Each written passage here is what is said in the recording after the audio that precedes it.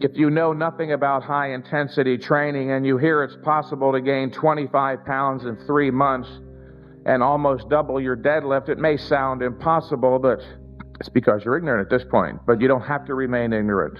The following routine, the program you're about to hear listed, is, at least from one perspective, the literal perfect bodybuilding program.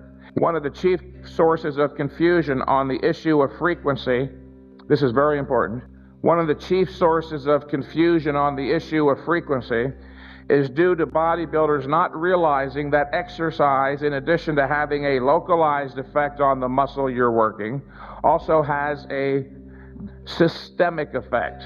A systemic effect. One must rest long enough between workouts to allow for localized muscle recovery, like the legs or the arms, which again takes place actually rather quickly. But also you must allow enough time between workouts to allow for systemic recovery, which takes considerably longer. In fact, a good friend of mine, one of the guys who writes for my website, a very brilliant fellow named Dave Stapleton, who some of you may know, said one of the most intelligent things in this regard I ever heard. He said, "Mike, we should not be prescribing rigid formulas for frequency. Each client should base his training frequency from his own progress chart. Let's say one workout you go up phenomenally, 55 pounds on the deadlift. Obviously there was a much greater stress on the body. Instead of waiting 7 days, maybe wait 10 days to allow for the greater recovery necessity. If you now recognize that the rest period between workouts is just as important as the actual workout itself, if you accept that premise, that the rest period is just as important, and I assume most of you here do you see where it stands to reason that there must be a perfect or optimum number of days of rest between sets? Just like there's a perfect number of sets to do. There has to be a perfect frequency, a perfect or optimum number of days of rest between sets. I and many other high-intensity trainers have learned through enormous experience that for the vast majority, training once every 5 to 7 to 10 or even less frequently is literally almost magic compared to any other protocol. It is always a mistake to train 2 days in a row, because 2 days in a row or 24 hours between workouts is not sufficient to allow for either full recovery or growth production. And no, absolutely not. Decompensation does not take place. Decompensation, you know the term decompensation? We used to use the word atrophy or muscle loss, strength loss. Does not occur after 96 hours of no training.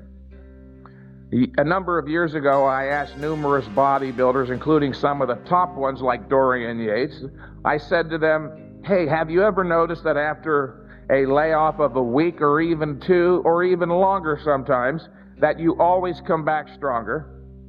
And they all responded in effect, you know, Mike, it's kind of odd that you bring that up, but you know, now, yes, that you're making it a point, I always have the same experience. After a week or 2 or even longer off, I come back stronger. Well, if these individuals, if you come back stronger after a layoff, you didn't decompensate. You're stronger. You did the opposite. You overcompensated. So the point here is this. Do not worry. You will not decompensate after 1 to 2 weeks. So therefore, you're not going to decompensate after 4 days. Okay? That's really all I have to say on the issue of frequency. A few words to conclude this theoretical material, then I'll give you an actual training program to at least consider trying. What you have just heard, ladies and gentlemen, was not intended as an exhaustive treatise on the subject of exercise science. More important, of greater practical necessity, is that what I just gave you provides a broad general discussion of the fundamentals. Again, the term fundamentals of bodybuilding science, an understanding of which is an absolute requirement for those seeking to lose their confusion and gain a logical perspective on the subject of productive bodybuilding exercise. If you do not fully understand all the issues you heard today, then check your notes. Reread them and reread them, reread them and reread them, as somebody once said to me, and I know why he emphasized that. Some people think if they read a particular subject and they don't get it on the first reading, you're somehow mentally lacking. That's not true. Even brilliant geniuses have to reread and reread and reread books over and over until they get it. Where concepts are new, don't be afraid. Consult your best friend, the dictionary, and spiral with them. By that I mean connect these new ideas to other related ideas and experiences you have in your subconscious. Before long, you'll have a firm, thorough understanding such that you'll be able to move ahead as a rational, principled, logical bodybuilder and finally achieve the results you always believed impossible, but that you now know to be possible. The following is a concretization. The word is concretization. Everything you just heard was abstract, theoretical material. Now we're going to bring all that abstract stuff down to the concrete, the in reality. The following is the ultimate consequence and final practical application of the abstract theory just described. It is the training program, a modified, improved version of the consolidation program listed in my book, Heavy Duty 2, Mind and Body. Many of you who have that book are keenly aware of the consolidation program suggested routine 2. What I'm about to outline for you is a new, improved version of the consolidation program. Before I outline the program, however, I'd like to give you a good idea as to what you might realistically expect in the way of progress. I'll recount the success stories of 2 of my local clients in Marina del Rey, California. The first is a very nice young fella named Andrew Tucker, who has a special visa to live in the U.S. from England. Andrew is an extremely intelligent young man who, at the age of 22, is literally one of the handful of individuals in the world with considerable knowledge doing computer-generated animatography like they did in Jurassic Park. Just a little background material on Andrew. Andrew approached me some time ago complaining of being painfully thin, weighing only 163 pounds at 6 feet. I didn't think he was all that thin, but it did give him some psychological problems. With the program that I'm going to list for you today, where he did only 2 sets per workout once a week, Andrew is now up from 163 pounds to 210, and within 4.5 months.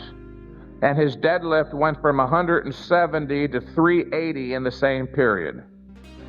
Not long after Andrew signed with me, another young fellow, John Kulikoff, one of my favorite clients, approached me also complaining of being painfully thin, which in this case he really was painfully thin. In fact, before his first workout, John and I sat down together alone to the side, where he confided in me that for his entire life he suffered enormous psychological complexes being so thin. He had tried every type of program, the Weider program with Metrex and the Cybex program with Weider's he tried everything you can imagine. Couldn't gain any muscle. He came to me and said, "Mike, you're my last resort."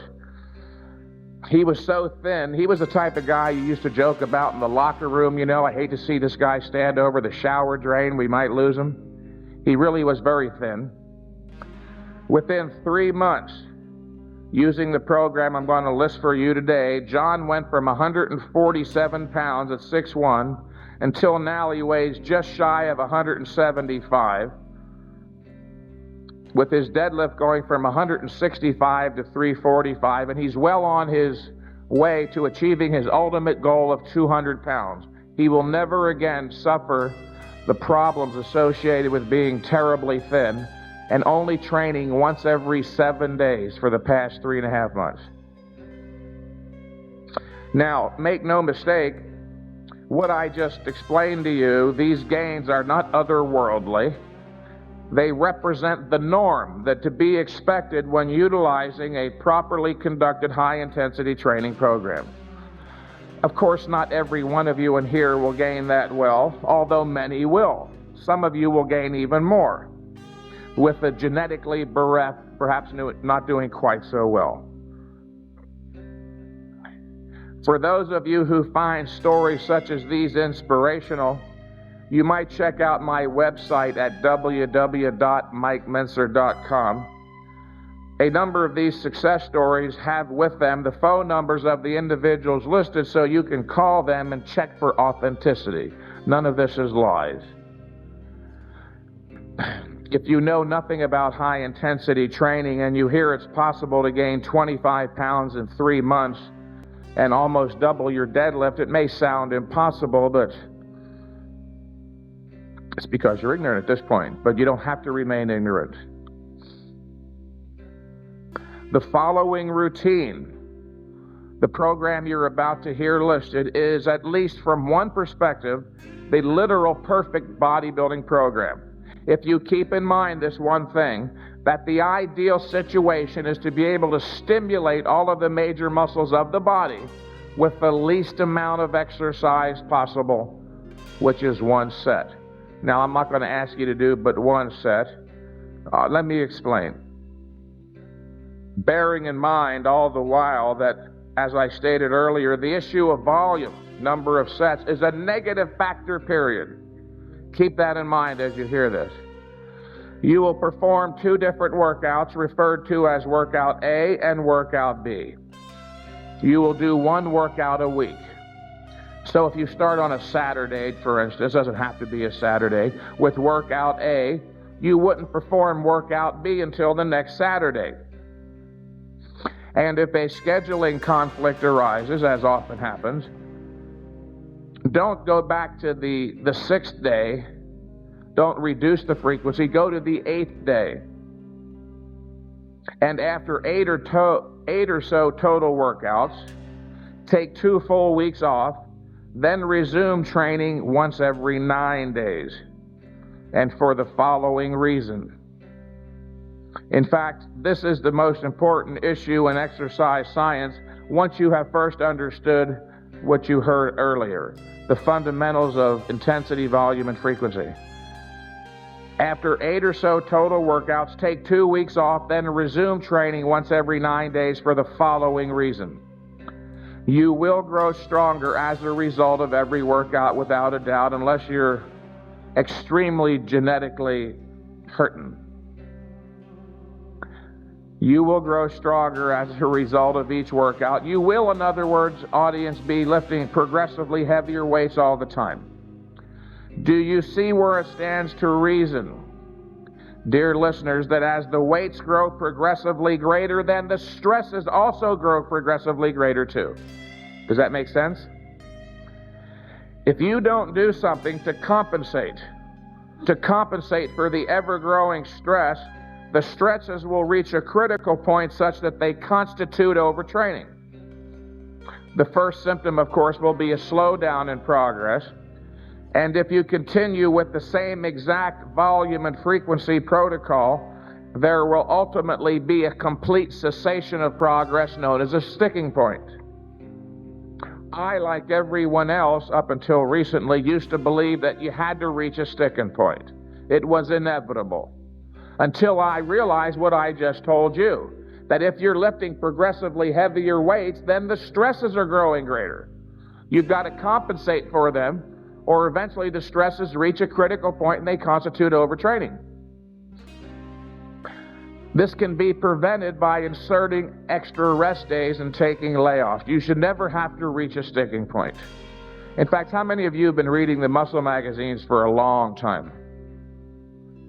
How many articles have you seen in the last 20 years where they address the issue of sticking points at all?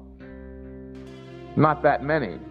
They evade the subject because they have no slightest clue as to how to answer it. If I can honestly say I contributed one meaningful thing to exercise, it's what I just explained to you. that as you get stronger and bigger, you don't do more exercise, you do less, because the stresses are growing greater. In other words, a beginner is too damn weak to overtrain. But as you grow bigger and stronger and you're handling 500-pound squats, you can overtrain very easily. So you don't train more as you grow bigger and stronger, you train less and you'll keep growing. All right, let's move to the workout. Workout A will consist of, number one, a set of squats, preferably on a Smith machine, 8 to 15 reps to failure.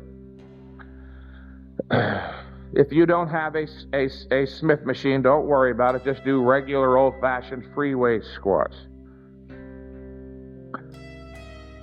After that, take a brief rest. Get a drink of water. Let your breathing slow down. As soon as you clearly recognize you're ready to go, boom, you go to exercise number 2, close grip, palms up, pull downs for 6 to 10 reps to failure. Now, by close grip, I mean your grip should be about 8 inches apart, your hands. Palms up. This is palms up, not palms down, like a barbell curl grip. Close grip, palms up, pull downs, 6 to 10 reps to failure, or thereabouts. By the way, when I say 8 to 15 for the squats, or 6 to 10 for the pull downs, that's not a magic range or number. If you remember, the important thing is going to failure. If you get to 15 reps on the squat and you see you have 18, don't stop at 15. Remember, the stimulus responsible for triggering growth is that last hard, almost impossible rep. Be sure to initiate this movement, the pull downs, with extreme deliberation. There should be no sudden jerking, yanking, or thrusting to get the weight started and to keep it moving. Not super slow, but relatively slow. Not 10 seconds up and 10 seconds down. In fact, the keynote here is there's no magic number of seconds. The keynote is control. You want to lift the weight under full muscular control, pause momentarily in the contracted position or for 2 to 3 seconds, and lower under control. I have discovered recently through my own workouts that this usually translates into a 4-2-4 cadence. 4 seconds down, 2 seconds hold, and 4 seconds up. But if you're off by 0.4 seconds or 1.2, don't worry about it too much. And that is all for workout A, just 2 sets of 1 exercise each.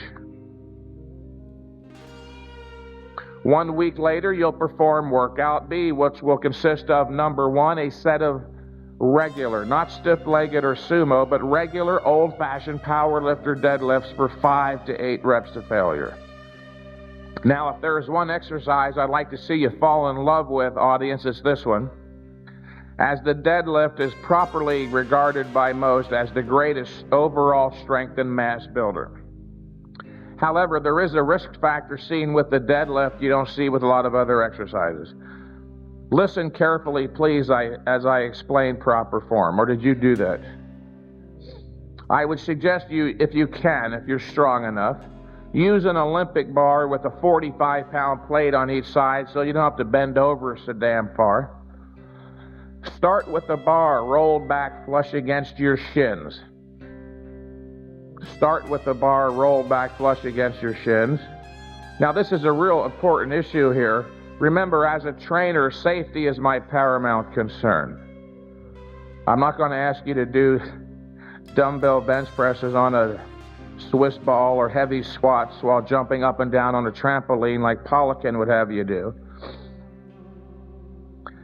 Grasp the bar with a slightly wider than shoulder width grip.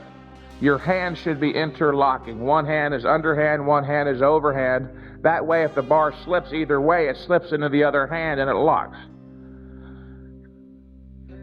Squat down in such a fashion that your hips or buttocks are at least slightly lower than your shoulders. And most important of all, keep your back flat and your head up. Keep your back flat and your head up at all times. Do not round your back or drop your head.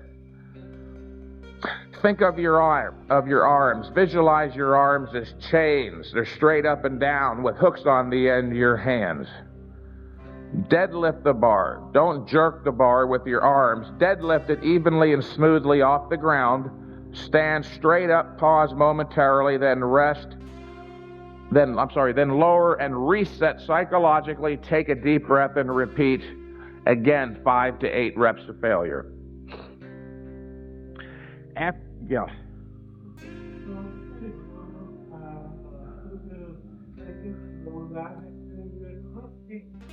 Yeah, you're pumped. It pumps the lower back. Yes, as long as you don't, if you experience any slightest tweaking or your doubt about the sensation, it might be pain, check it out. Get it checked out.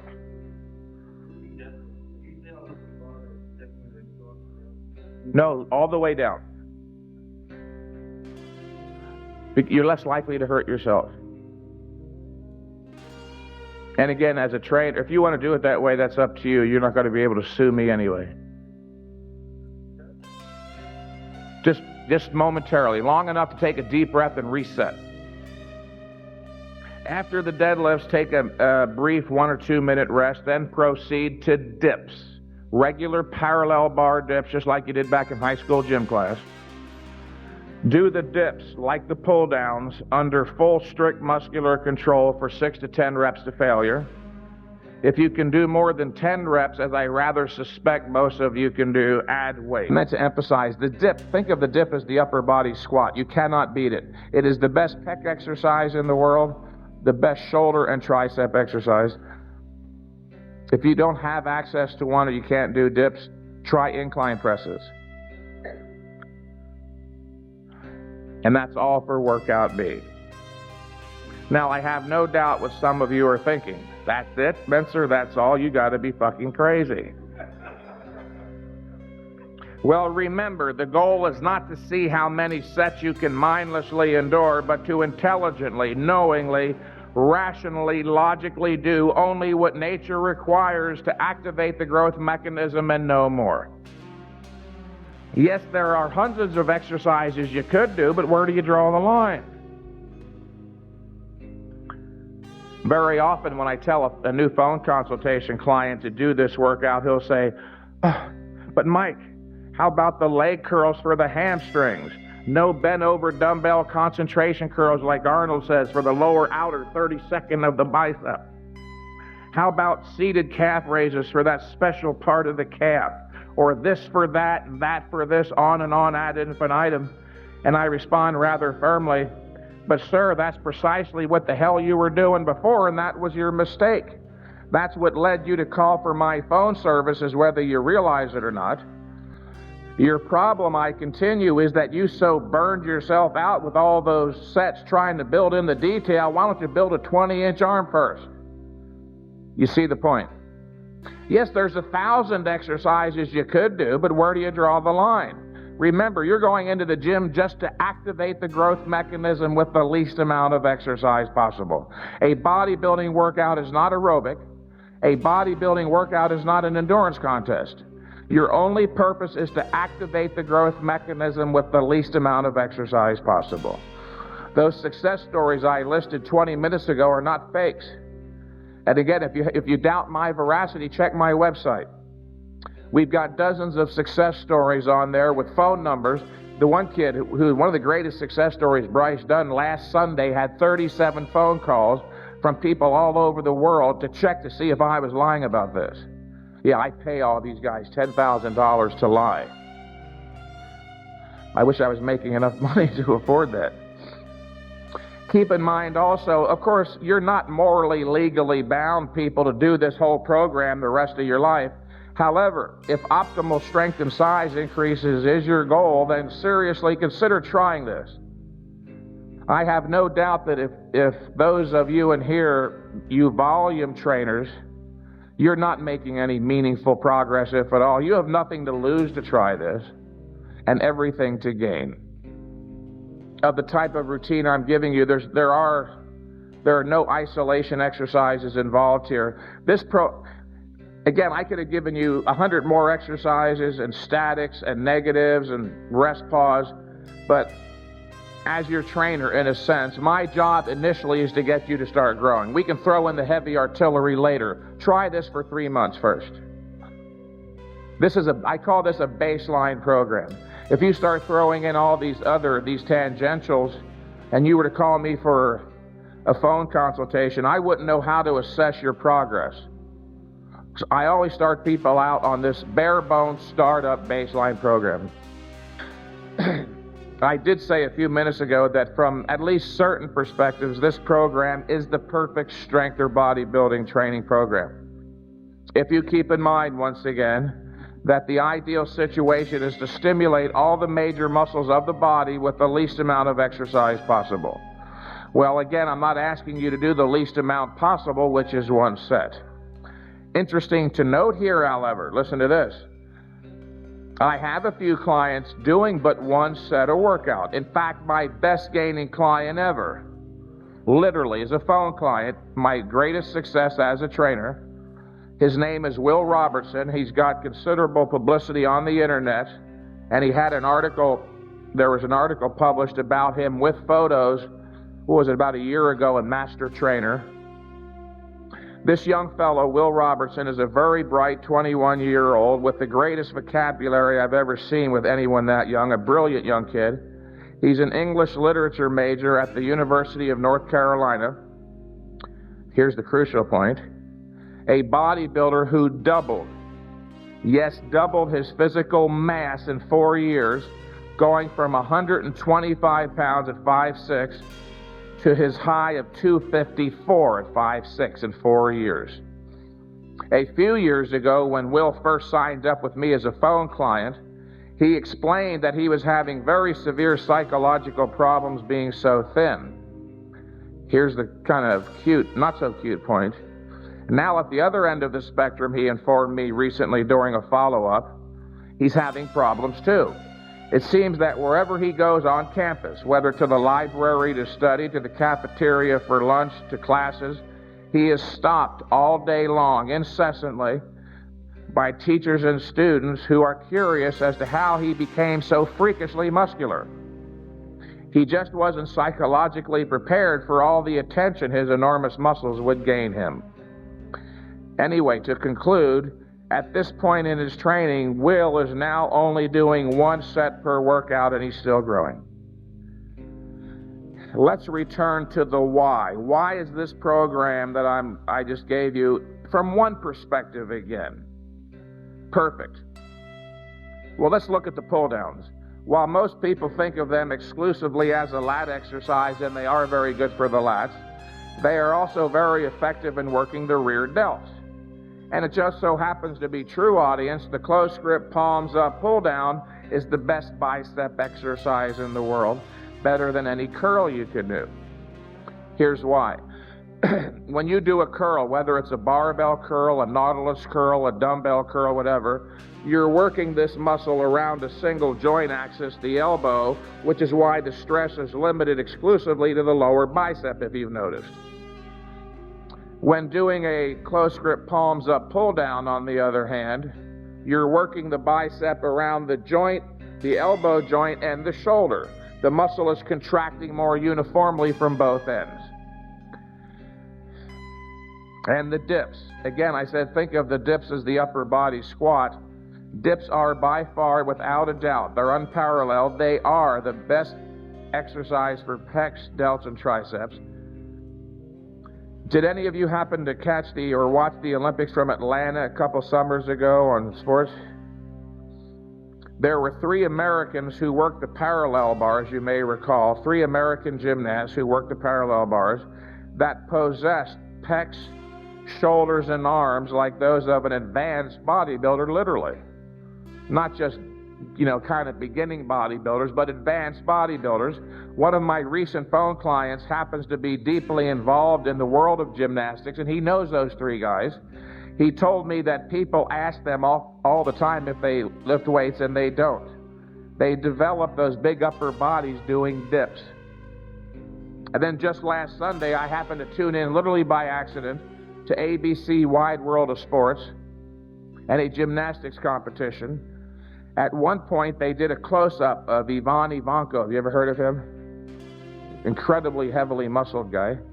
As he was putting chalk on his hands in preparation for the overhead horizontal bar where you do chin-ups mostly. As he supinated the palm of his right hand to put on the chalk, his bicep isolated and popped out. It looked as big and even more defined as most advanced, even professional bodybuilders. The point here is that this program will stimulate strength and size increases in all of your major muscles. My suggestion is that you do this workout regimen for at least 6 months in order to maximize your body's anabolic process. Yes, I know there's 1,000 exercises you could do, but you got to draw the line somewhere at the least amount possible. A few final points on the program. Don't make the mistake of gauging or evaluating the success of any one of these workouts based on pump or soreness. They are not important. If getting a pump was clear, undeniable, irrefutable proof that growth was stimulated, then all those knuckleheads I see down at Gold's Gym in Venice were right down the street from my office. They're not all knuckleheads. Some are in the process of learning, but these guys who continue to evade the truth and make the same mistake for 20 years are knuckleheads. These guys would have 39-inch arms by now because they've been getting pumped every day, twice a day, even 3 times a day for years. The pump, obviously, of course, is only temporary. I like it myself, but you're lucky if it lasts only 20 minutes. The main point is this. You won't know that any one of these workouts was a successful workout until the next time you do that workout. That is an important point, by the way. You should want to know that every workout was a successful workout. I'm still amazed at how many people are willing to train for months and literally even years and years with little or no progress. I personally will not tolerate one workout without lack of progress or with lack of progress. If I see there's no progress, I stop, analyze what I'm doing, and make the appropriate changes. As I tell my phone clients, look, there's a reason for everything in this world, including lack of bodybuilding progress, and the number of possible explanations is not infinite. Go to the fundamentals. Either you're not training intensely enough, and or you're doing too many sets, and or too many workouts. There's no other possibility other than you might be suffering from some undiagnosed disease like AIDS or whatever. And that's a possibility in this day and age. If you are growing stronger every workout, obviously a positive change is taking place in your muscle. That's how you gauge the success of these workouts. Not by pump or soreness, but the next workout, if you're stronger, didn't something positive happen? So the point here is keep a training journal. Record the date of each workout, list your body weight at the beginning, enumerate the exercises, list the amount of weight, and accurately record the number of reps, please, because even a 1 rep increase can be significant. You will grow stronger each and every workout from the program listed, and you will grow larger too, but only if you are obtaining adequate nutrition. Keep in mind the guiding principle: get a well-balanced diet. A well-balanced diet consists of 60% carbohydrates, 25% protein, and 15% fats. All these other ratios you've been reading about lately come from not reputable nutritional scientists, but food fattists and nutritional mythologists. A 60-25-15 is a well-balanced diet. You've heard of the 4 basic food groups: cereals and grains, fruits and vegetables, meat, fish, poultry, milk. If you get your daily, in fact, I just realized this 6 months ago, if you're getting a well-balanced diet, if you're obtaining your daily complement of the 4 basic food groups, you have a 60-25-15 ratio. Remember, muscle is not mostly protein, it's mostly water. Now look at the word carbohydrate. The suffix hydrate means water. As you probably all know, the carbohydrate stores in the muscle becomes a chain of sugar molecules called glycogen. And every gram of glycogen stored in the muscle chemically bonds with and holds 3 grams of water. When you go lower than 60% carbohydrates on a high-intensity program, you're going to burn the glycogen out of the muscle, not restore it, and the water that was chemically bonded will leave the muscle. As you probably all know, the carbohydrate stores in the muscle becomes a chain of sugar molecules called glycogen. And every gram of glycogen stored in the muscle chemically bonds with and holds 3 grams of water. When you go lower than 60% carbohydrates on a high-intensity program, you're going to burn the glycogen out of the muscle, not restore it, and the water that was chemically bonded will leave the muscle too, and the muscle becomes flat, flaccid, and dehydrated. And if you stay on it long enough, you'll actually go into muscle catabolism. Your muscle will actually break down, go to the liver, and through a very complicated process called gluconeogenesis, will turn your own body's protein into sugar. So sugar ain't the bogeyman it's been made out to be. It should predominate in a well-balanced diet. You can optimize. You can make your recovery ability optimum for your own genetics by eating an adequate, well-balanced diet, but you can't, by stuffing in supplements and huge quantities of food, make it super great. No. There is no such thing as super nutrition, only optimum nutrition. Your body can only utilize so much nutrients. Any excess will either be excreted or turned to fat. All right, thank you very much again for coming out on a Saturday.